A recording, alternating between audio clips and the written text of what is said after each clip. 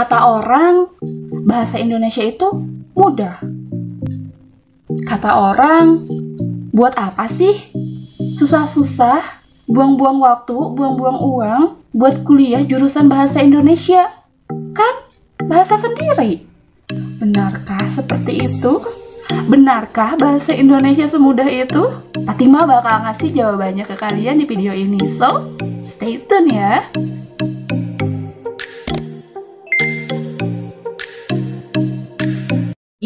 Hari ini aku akan membahas mengenai pendidikan bahasa dan sastra Indonesia. Seperti apa sih belajar atau kuliah di jurusan tersebut? Apa saja nantinya mata kuliah yang akan kita pelajari? Seperti apa prospek kerja ke depannya? Dan benarkah belajar bahasa Indonesia itu semudah yang orang-orang katakan? Kita semua akan bahas itu di sini.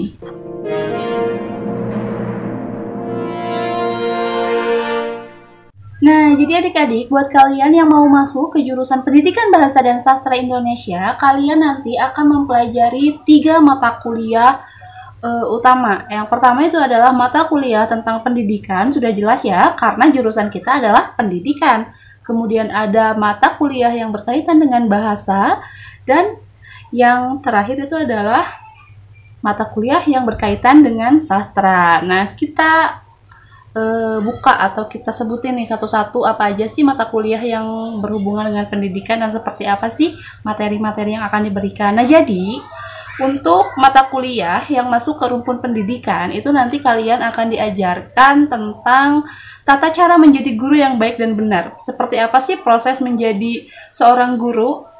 Di balik layar seorang guru itu seperti apa? Nah, yang pertama yang akan kalian pelajari adalah ada yang namanya metode pembelajaran. Bagaimana cara kita mengajar, begitu. Kemudian setelah metode pembelajaran, kalian akan belajar strategi pembelajaran, inovasi pembelajaran, evaluasi pembelajaran, pokoknya segala sesuatu yang berhubungan dengan pembelajaran guru dan kegiatan belajar mengajar di sekolah. Itu dia, untuk yang berkenaan dengan pendidikan. Kalian akan diajarkan bagaimana cara membuat RPP, silabus itu gunanya untuk apa, kurikulum itu apa, bagaimana. Nah, itu nanti akan kalian temukan di mata kuliah bidang pendidikan. Kemudian, untuk mata kuliah bidang bahasa, sudah jelas ya, bahasa yang dikaji adalah bahasa Indonesia. Di semester pertama, dalam mata kuliah bidang bahasa ini, kalian akan bertemu dengan yang namanya linguistik umum. Nah, linguistik umum itu apa? Jadi, linguistik itu adalah ilmu yang mempelajari atau yang mengkaji tentang seluk-beluk bahasa. Dalam linguistik umum ini, nanti kita akan dikenalkan pada awal mula munculnya bahasa itu seperti apa, kemudian jenis bahasa, hakikat bahasa, dan sebagainya. Kalian pasti pernah mendapat pertanyaan seperti ini, apa sih yang dimaksud dengan bahasa? Rata-rata pasti kita akan menjawab bahasa adalah alat komunikasi. Benar nggak sih? Memang benar, bahasa itu adalah alat komunikasi, akan tetapi bahasa sebagai alat komunikasi itu adalah fungsi, salah satu fungsi dari bahasa. Kemudian definisi bahasa itu apa sih? Nah, kalau misalnya untuk mengetahui definisi bahasa, kemudian nanti pembentukan bahasa itu seperti apa, nanti akan kalian pelajari di linguistik umum. Kalau misalnya kalian berminat untuk kita membahas secara lebih jauh tentang bahasa dari ilmu atau dari kajian linguistik, kalian boleh komen di bawah ya. Nah, kita lanjut aja ke mata kuliah berikutnya gitu di bidang kebahasaan. Setelah linguistik umum, nanti kalian akan bertemu dengan anak-anaknya. Kenapa aku bilang ini anak-anaknya? Karena mata kuliah yang akan aku sebutkan nanti itu adalah tataran dari ilmu linguistik. Tataran dari linguistik atau tataran dari ilmu bahasa. Apa saja? Yang pertama itu ada fonologi yang mempelajari mengenai bunyi-bunyian, kemudian ada yang namanya morfologi yang mempelajari tentang kata, ada sintaksis mempelajari tentang kalimat, ada yang namanya semantik, kemudian masih banyak lagi yang lainnya. Itu yang baru beberapa saja ya yang aku sebutkan. Itu dari kebahasaannya yang akan kita pelajari, mata kuliah wajibnya gitu ya. Nah, kemudian di lingkup mata kuliah sastra. Bagi anak-anak PBSI itu pasti nantinya kita akan bertemu dengan mata kuliah sastra. Apa saja sih yang akan kita pelajari pada mata kuliah sastra? Nah, pada mata kuliah sastra ini dibagi lagi menjadi 3 bagian nih. Yang pertama, yang paling dasar di semester awal kalian akan dikenalkan pada yang namanya teori sastra. Nah, jadi nanti teori sastra itu adalah mata kuliah yang akan mengenalkan kepada kalian apa sih sastra itu, dari mana sih asal sastra itu, kemudian seperti apa pandangan-pandangan ahli terhadap sastra itu. Pokoknya segala sesuatu yang berkenaan dengan teori sastra gitu. Itu untuk yang pertama. Nah, kemudian yang berikutnya itu kalian akan mengenal mata kuliah sejarah sastra. Tentu aja ya, kalau misalnya kita membahas atau berbicara tentang sastra, itu pasti akan ada sejarahnya. Dari generasi ke generasi, dari zaman ke zaman, pasti berbeda nih jenis sastranya sesuai dengan karakteristik zaman dan perkembangan ilmu, teknologi, dan sebagainya begitu. Itu dia ya, setelah teori kalian masuk ke sejarah. Nah, kemudian di bidang mata kuliah sastra yang terakhir yang akan kalian pelajari itu adalah kritik sastra. Aku hampir lupa gitu ya.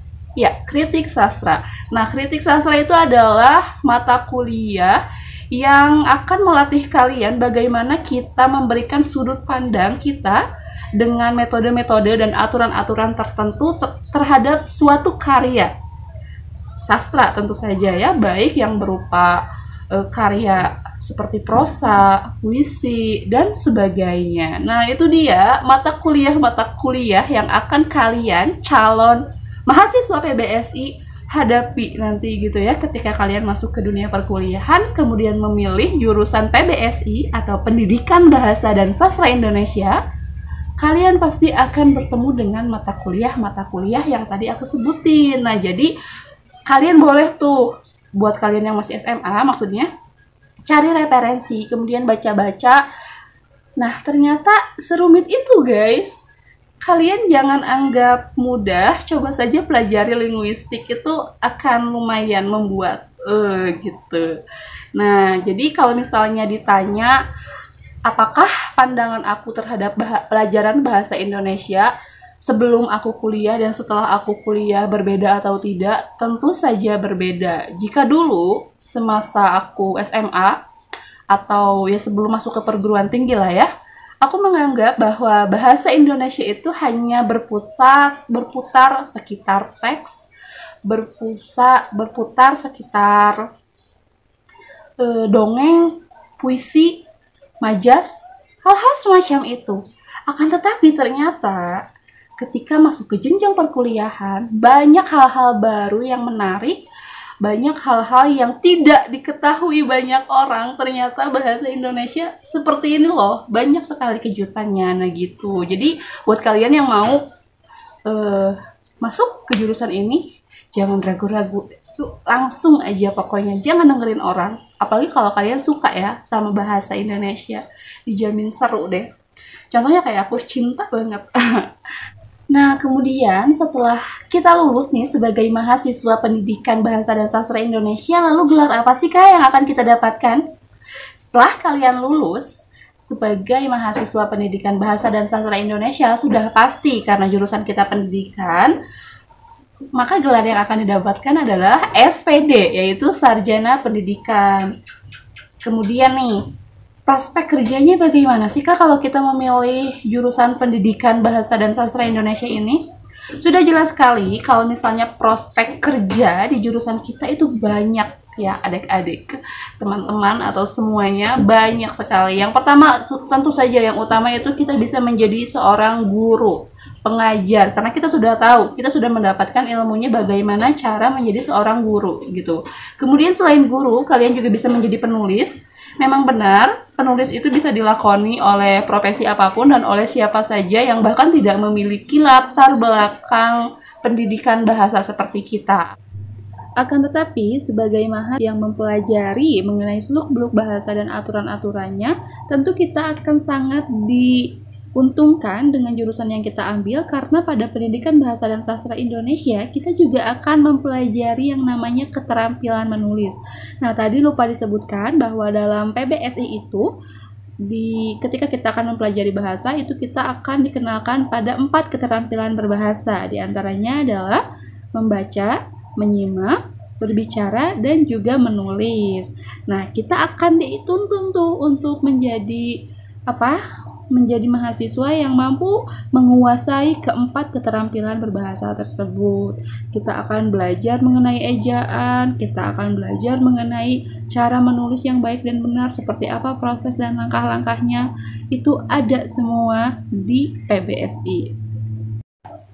Kemudian prospek karir yang bisa dipilih oleh mahasiswa jurusan PBSI ini juga ada yang namanya penyunting naskah.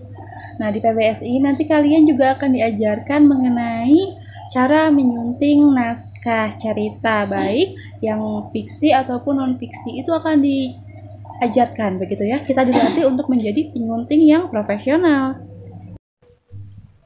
Karir berikutnya yang bisa digeluti oleh anak-anak PBSI yaitu di bidang hukum. Siapa bilang anak bahasa nggak bisa main hukum?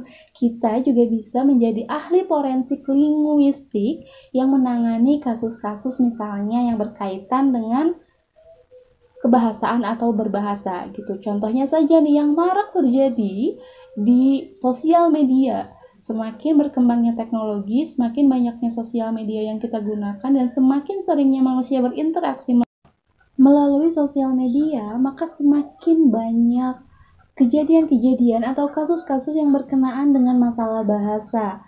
Contohnya saja seperti kasus pencemaran nama baik, kasus hate speech di sosial media atau komentar-komentar jahat di sosial media, kasus-kasus seperti halnya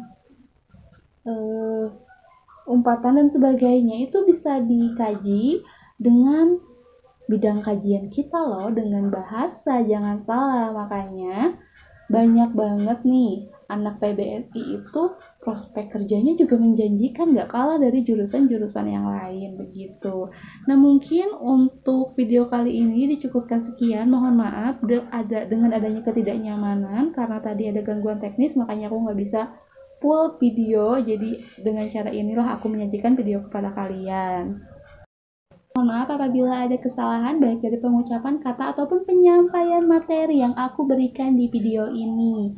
Sampai jumpa di video berikutnya. Jangan lupa like, subscribe, dan komen ya di video ini supaya aku semakin semangat bikin videonya. Dadah!